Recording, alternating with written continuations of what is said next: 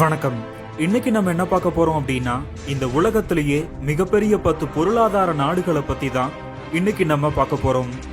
இந்த பட்டியல் எதன் அடிப்படையில் உருவாக்கப்பட்டிருக்கு அப்படின்னா, பர்ச்சேஸ் பவர் பாரிட்டி அடிப்படையில தான். அதாவது ஒரு நாட்டோட ஒட்டுமொத்த உள்நாட்டு உற்பத்தியை அடிப்படையா கொண்டு உலக நாடுகளோட காஸ்ட் ஆஃப் லிவிங், பொருட்களின் வாங்கும் திறன் சமநிலையை அடிப்படையா கொண்டு தான் இந்த பட்டியல் உருவாக்கப்பட்டிருக்கு. நீங்க இது வரைக்கும் நம்ம சேனலை சப்ஸ்கிரைப் பண்ணாம இருந்தீங்கன்னா சப்ஸ்கிரைப் பண்ணிக்கோங்க. Number 10, Britain.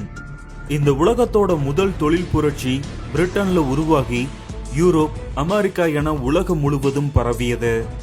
19ஆம் நூற்றாண்டுல பிரிட்டனின் விரிவான காலனித்துவம், தொழில்நுட்ப மேலாண்மை காரணமா உலகின் முதல் தர பொருளாதார வல்லரசு நாடா இருந்தாங்க. பிரிட்டன் முதல் உலகப் போராலும் இரண்டாம் உலகப் போராலும் ஏற்பட்ட பேரழிவுகளால் காலனி நாடுகள் மீதான கட்டுப்பாட்டை இழந்தாங்க. கடந்த 79 ஆண்டுகள்ல பிரிட்டன் தன்னோட பொருளாதார ரீதியிலான செல்வாக்க மிகப்பெரிய அளவில் இழந்துட்டாங்க. இருந்தபோதும் உயர் தொழில்நுட்பங்கள், green energy, artificial intelligence, cyber security, robotics, banking இண்டஸ்ட்ரியில தங்களோட முதலீடுகளை அதிகப்படுத்தியிருக்காங்க. கடந்த 2016ஆம் ஆண்டு பிரிட்டன் ஐரோப்பிய ஒன்றியத்திலிருந்து வெளியேறியது கோவிட்-19 உக்ரைன் போர் காரணமாக பிரிட்டன்ல தொடர் ஆட்சி மாற்றம், அரசியல் ஸ்திரத்தன்மையின்மை, பொருளாதார மந்த நிலை, கடுமையான விலைவாசி உயர்வு, குடியேறிகளுக்கு எதிரான தொடர்ச்சியான வன்முறை சம்பவங்களாலும் பிரிட்டனோட பொருளாதார நிலை மிக மோசமாகவே இருக்கு. யூரோப்பியன் யூனியன், அமெரிக்கா, ஜப்பான், சீனா, ஆஸ்திரேலியாவுடனான பொருளாதார உறவுகளை வலுப்படுத்தவும் உள்நாட்டு உற்பத்தியை அதிகப்படுத்தவும் பிரிட்டன் அரசாங்கம் பெரிய அளவிலான பொருளாதார சீர்திருத்தங்களை முன்னெடுத்துட்டு வராங்க.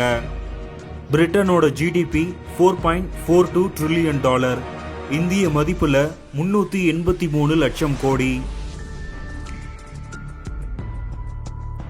Number 9, France. France highly developed social market எக்கனாமியை கொண்டிருக்காங்க. பிரான்ஸோட ஃபைனான்சியல் கேபிட்டல் பாரிஸ். பாரிஸ் இந்த உலகத்திலேயே அதிக சுற்றுலா பயணிகள் வருகை தரும் நகரங்கள்ல ஒன்றா இருக்கு. ஆண்டுக்கு 10 கோடிக்கும் அதிகமான மக்களை இருக்குது. ஆயுத உற்பத்தியில் உலகின் முன்னணி நாடாக இருக்கக்கூடிய பிரான்ஸ், உக்ரைன் போர் காரணமாக ரஷ்யாவுடைய ஆயுத ஏற்றுமதி 0 ஆகியிருக்கிற நிலையில உலக ஆயுத சந்தையின் பெரும் பகுதியை தன்வசப்படுத்தியிருக்காங்க. பிரான்ஸ் இந்த உலகத்திலேயே 2வது மிகப்பெரிய ஆயுத ஏற்றுமதியாளரா உருவெடுத்திருக்காங்க.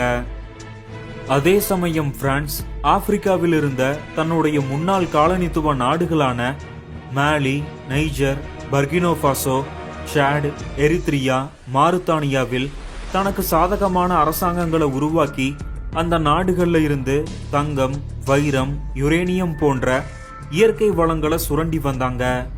இந்த நிலையில பிரான்ஸ் ரஷ்யாவுடனான நேரடி மோதல் காரணமாக கடந்த 3 ஆண்டுகள்ல ரஷ்யாவின் உளவு அமைப்பும் ரஷ்யாவின் கூலிப்படையான வாக்னர் குரூப்பும் இணைந்து இந்த 6 நாடுகள்ல இருந்த பிரான்ஸ் ஆதரவு சர்வாதிகாரிகளை ராணுவ புரட்சி மூலமாக அகற்றி ரஷ்யாவுக்கு சாதகமான ஆட்சியாளர்களை உருவாக்கியிருக்காங்க.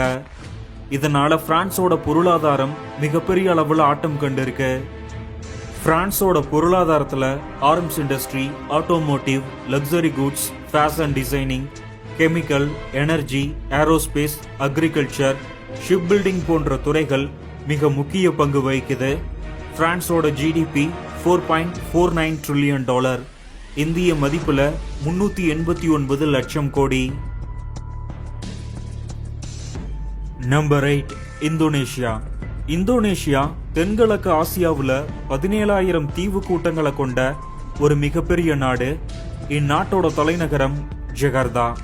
இவங்களோட மக்கள் தொகை சுமார் 28 கோடியே 24 லட்சம்.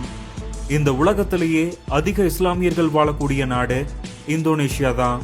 இந்தோனேஷியாவோட பொருளாதாரத்துல நடுத்தர சிறு குறு தொழில் நிறுவனங்கள் 62% பங்களிப்பு அளிக்குது. சீனாவின் பெல்ட் அண்ட் ரோட் இனிஷியேட்டிவ் திட்டத்தில் இருப்பதால சீனாவோட முதலீடு இந்தோனேஷியாவோட உட்கட்டமைப்பு திட்டங்கள்ல மிகப்பெரிய அளவுல இருக்கு. இந்தோனேஷியாவோட ஒட்டுமொத்த செல்வ வளங்கள்ல 80% வெறும் 10% மக்களிடமே குவிஞ்சிருக்கு. மிகப்பெரிய பொருளாதார ஏற்றத்தாழ்வு கொண்டுள்ள இந்நாட்டுல அரசாங்கம் வறுமை ஒழிப்பு திட்டங்கள் மூலமா கடந்த 10 ஆண்டுகள்ல கோடிக்கணக்கான மக்களை வறுமையிலிருந்து வெளியேற்றியிருக்காங்க. மிகப்பெரிய இயற்கை வளத்தை கொண்டுள்ள இந்நாடு கனிம வளங்கள், விவசாயம், கடல்சார் உணவுப் பொருட்கள் உற்பத்தியில உலகின் முன்னணி நாடா இருக்காங்க. இந்தோனேஷியாவோட பொருளாதாரத்துல கச்சா எண்ணெய், நிலக்கரி, transportation, medical equipment, rubber, tourism, cement, textile, retail, petrochemical போன்ற துறைகள் மிக முக்கிய பங்கு வகிக்குது. இந்தோனேஷியாவோட ஜிடிபி $4.98 ட்ரில்லியன், இந்திய மதிப்புல 432 லட்சம் கோடி. Number 7, Brazil. பிரேசிலோட ஃபைனான்சியல் கேபிட்டல் சாபாலோ. பிரேசில் தென் அமெரிக்க கண்டத்திலேயே மிகப்பெரிய பொருளாதார நாடா இருக்காங்க. சீனா, யூரோப்பியன் யூனியன், அமெரிக்கா, அர்ஜென்டினா போன்ற நாடுகளுடன் மிகவும் வலுவான பொருளாதார உறவுகளை கொண்டிருக்காங்க. COVID-19 மிகப்பெரிய பொருளாதார மந்த நிலையை எதிர்கொண்டு வரும் பிரேசில் பெரிய அளவுல பொருளாதார சீர்திருத்தங்களை மேற்கொண்டு வராங்க. நாட்டின் உட்கட்டமைப்பு திட்டங்கள், artificial intelligent, research and development போன்ற துறைகள்ல அதிகப்படியான முதலீடுகளை மேற்கொண்டு வராங்க. மேலும் பெரிய அளவுல பொதுத்துறை நிறுவனங்கள் தனியார் மயமாக்கப்பட்டு வருது. பிரேசிலோட பொருளாதாரத்துல விவசாயம், மைனிங் மிக முக்கிய பங்கு வகிக்குது. மேலும் நிலக்கரி, இரும்புத்தாது, manganese, lithium, nickel, copper, sulphur, rare earth minerals மிகப்பெரிய அளவுல வெளிநாடுகளுக்கு ஏற்றுமதி செய்யப்படுது. பிரேசிலோட ஜிடிபி $5 ட்ரில்லியன், இந்திய மதிப்புல 434 லட்சம் கோடி. Number 6, Germany. ஜெர்மனியோட ஃபைனான்சியல் கேபிட்டல் பிராங்க்ஃபர்ட். ஜெர்மனி யூரோப்லயே மிகப்பெரிய பொருளாதார நாடா இருக்காங்க. Strong industrial base, technological invention, skilled work force தான் ஜெர்மனோட பொருளாதாரத்துக்கு மெயின் பில்லரா இருக்கு. European economic cooperation, G20, G7, council of Europe, European Union போன்ற உலகின் மிக முக்கியமான பொருளாதார கூட்டமைப்புல மிகவும் செல்வாக்குமிக்க நாடா ஜெர்மனி இருக்காங்க. விவசாயத்துறையில் மிகவும் பின்தங்கிய நாடாக உள்ள ஜெர்மனி தன்னோட உணவு தேவைக்கான 70% உணவுப் பொருட்களை வெளிநாடுகள்ல இருந்தே இறக்குமதி செய்றாங்க. உக்ரைன் போர் தொடங்கிய பிறகு ரஷ்யாவுடனான மோதல் போக்கு காரணமாக ஜெர்மனி ரஷ்யாவிடமிருந்து மலிவு விலையில் வாங்கிய கச்சா எண்ணெயையும் இயற்கை எரிவாயுவையும் அமெரிக்காவின் அழுத்தத்தால் தடை செய்தது. அதற்கு பதிலாக அமெரிக்காவிடம் இருந்து அதிக விலையில் ஆயில் அண்ட் கேஸ் இறக்குமதி செய்ததால் ஜெர்மனி மிக கடுமையான விலைவாசி உயர்வை எதிர்கொண்டிருக்காங்க. அது மட்டும் இல்லாம ரஷ்யா மீதான மிக கடுமையான பொருளாதார தடை ஜெர்மனோட பொருளாதாரத்துல மிகப்பெரிய தாக்கத்தை ஏற்படுத்தியிருக்கு. ஜெர்மனோட பொருளாதார வளர்ச்சி இந்த ஆண்டு 0% என்ற மிக மோசமான நிலையை அடைஞ்சிருக்கு. ஜெர்மனோட ஜிடிபி $6.17 ட்ரில்லியன், இந்திய மதிப்புல 535 லட்சம் கோடி. Number 5, Japan. ஜப்பானோட தலைநகரான டோக்கியோ தான் இந்த உலகத்தோட 2வது மிகப்பெரிய பணக்கார நகரமா இருக்கு. 2ஆம் உலக போரில் மிகப்பெரிய பேரழிவுகளை சந்திச்ச ஜப்பான் அதன் பிறகு ராணுவ ரீதியிலான வளர்ச்சியை கைவிட்டு பொருளாதாரத்துக்கு அதிக முக்கியத்துவம் கொடுக்க தொடங்கினாங்க. ஆசியாவின் தனிப்பெரும் பொருளாதார சக்தியாக இருந்த ஜப்பான் 2000ஆம் ஆண்டிற்கு பிறகு சீனா, சவுத் கொரியா, தைவான் போன்ற நாடுகள்ல ஏற்பட்ட தொழில்நுட்ப வளர்ச்சியால உலக அளவுல தங்களோட வர்த்தக சந்தையின் பெரும் பகுதியை இந்த நாடுகளால இழந்திருக்காங்க. மேற்கத்திய நாடுகளுடைய சீரழிவு கலாச்சாரமான போதைப் பொருள், ஓரினச் சேர்க்கை, ஆபாசப்பட கலாச்சாரத்தால் ஜப்பானியர்கள் தங்களுடைய குடும்ப கட்டமைப்பை இழந்திருக்காங்க. இதனால ஜப்பானோட குழந்தை பிறப்பு விகிதம் மிகப்பெரிய அளவுல பேரழிவுகளை சந்திச்சிருக்கு. வயதான மக்கள் அதிகமாக இருப்பதால எதிர்காலத்தில் ஜப்பானின் தேசிய பொருளாதார நலனுக்கு மிகப்பெரிய அச்சுறுத்தலா பார்க்கப்படுது. கடந்த 2011ஆம் ஆண்டு புகுஷிமா அணு உலை விபத்துக்கு பிறகு ஜப்பான் பெருமளவில் அணு உலை சார்ந்த மின்சாரத்தை குறைத்து சூரிய சக்தி, காற்று, நீர் மின்சாரத்தை உற்பத்தி செய்வதற்கான உட்கட்டமைப்பு திட்டங்கள்ல அதிக அளவு முதலீடு செஞ்சுட்டு வராங்க. ஜப்பானோட பொருளாதாரத்துல science and technology, banking, robotics, artificial intelligent, automobiles, space, ship building, machinery, semiconductor, real estate, IT industry போன்ற துறைகள் மிக முக்கிய பங்கு வகிக்குது. ஜப்பானோட ஜிடிபி $6.88 ட்ரில்லியன், இந்திய மதிப்புல 596 லட்சம் கோடி. Number 4, Russia. 1991ஆம் ஆண்டு சோவியத் யூனியன் வீழ்ந்த பிறகு 1999ஆம் ஆண்டு வரை 8 ஆண்டுகால போரிஸ் எல்ஸ்டின் அவர்களுடைய ஆட்சியில் ரஷ்யா ஊழல் மிகுந்த நாடாகவும் மிகவும் மோசமான பொருளாதார நிலையிலேயே இருந்தாங்க. 1999ஆம் ஆண்டு விளாடிமிர் புட்டின் அவர்கள் ரஷ்யாவின் ஆட்சி அதிகாரத்தை கைப்பற்றிய பிறகு பல்வேறு பொருளாதார சீர்திருத்தங்கள் முன்னெடுக்கப்பட்டு ரஷ்ய பொருளாதாரம் வளர்ச்சி பாதையில் திரும்பியது. இந்த நிலையில கடந்த 2014ஆம் ஆண்டு ரஷ்யா உக்ரைனின் கிரைமியாவை கைப்பற்றியதை அடுத்து மேற்கத்திய நாடுகள் ரஷ்யா மீது மிக கடுமையான பொருளாதார தடைகளை விதிக்க தொடங்கினாங்க. சிரியாவின் உள்நாட்டு போரில் ரஷ்யாவின் தலையீடு 2022ஆம் ஆண்டு உக்ரைன் மீதான ரஷ்ய படையெடுப்பிற்காகவும் America, European Union, Britain, Japan, South Korea, Australia உள்ளிட்ட 54 நாடுகள் ரஷ்யா மீது சுமார் 23,000 பொருளாதார தடைகளை விதிச்சிருக்காங்க. இந்த உலகத்திலேயே அதிகப்படியான பொருளாதார தடைகள் விதிக்கப்பட்டுள்ள நாடு ரஷ்யா தான். உக்ரைன் போர் தொடங்கிய பிறகு ரஷ்யாவில் முதலீடுகளை மேற்கொண்டிருந்த மேற்கத்திய நிறுவனங்கள் ரஷ்யாவை விட்டு பெருமளவுல வெளியேறிட்டாங்க. இதனால புட்டின் ரஷ்யாவின் உள்நாட்டு நிறுவனங்களுக்கு அதிகப்படியான வரி சலுகைகள் அளித்து உள்நாட்டு முதலீடுகளை பெரிய அளவுல அதிகரிச்சிருக்காரு.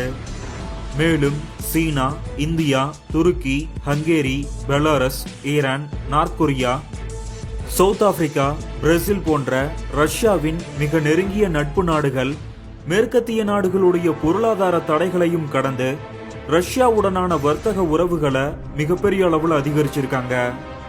கச்சா எண்ணெய், இயற்கை எரிவாயு, ஆயுத உற்பத்தி, நிலக்கரி, இரும்புத்தாது ஏற்றுமதி ரஷ்ய பொருளாதாரத்தோட முதுகெலும்பா இருக்கு. ரஷ்யாவோட ஜிடிபி $7.13 ட்ரில்லியன், இந்திய மதிப்புல 621 லட்சம் கோடி. Number 3, India.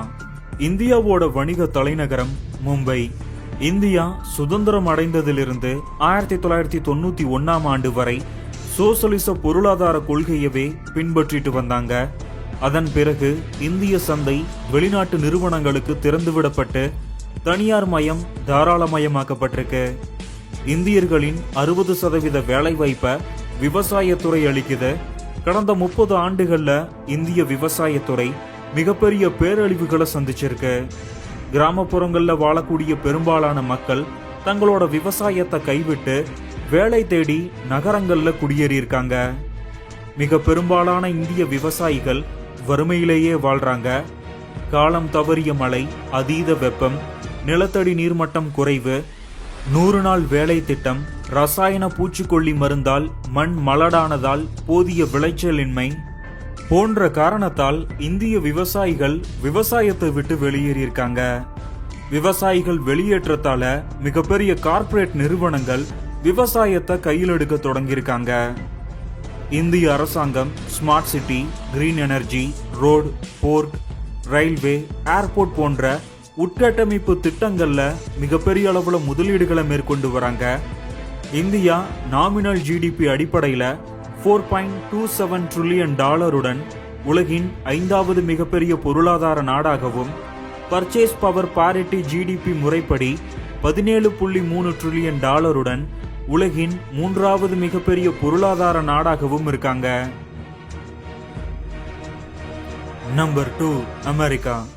அமெரிக்காவோட ஃபைனான்சியல் கேபிட்டல் நியூயார்க். நியூயார்க் இந்த உலகத்திலேயே மிகப்பெரிய நிதியியல் மையமா இருக்கு. அமெரிக்கா கடந்த 135 ஆண்டுகளா உலகின் மிகப்பெரிய பொருளாதார வல்லரசா இருக்காங்க.